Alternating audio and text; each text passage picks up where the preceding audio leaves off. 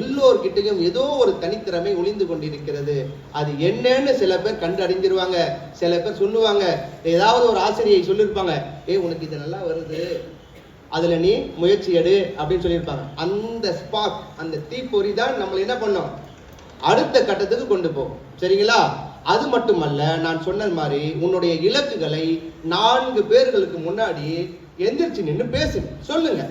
அந்த இலக்கு, சார் நான் ஆசிரியர் ஆக போறேன், சார் நான் கலெக்டர் ஆக போறேன், நான் மருத்துவர் ஆக போறேன், நான் அக்கௌண்டன்ட் ஆக போறேன், நான் எங்க வீட்டு பக்கத்தில் இருக்கக்கூடிய பேங்க்ல மேனேஜர் ஆக போறேன் அப்படின்னு என்ன பண்ணுங்க. ஆகிறோமோ இல்லையா, அது அப்புறம்.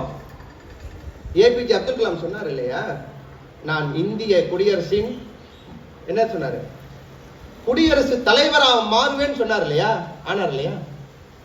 அந்த கனவு என்ன ஆகும், அதை அடையும் வரை நமக்கு அது துரத்திக்கிட்டே இருக்கும், நம்மளை தூங்கவே விடாது.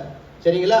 அந்த மாதிரி உங்களுடைய கனவுகளை, உங்களுடைய இலக்குகளை நீங்க என்ன பண்ணுங்க, சொல்லலாமா?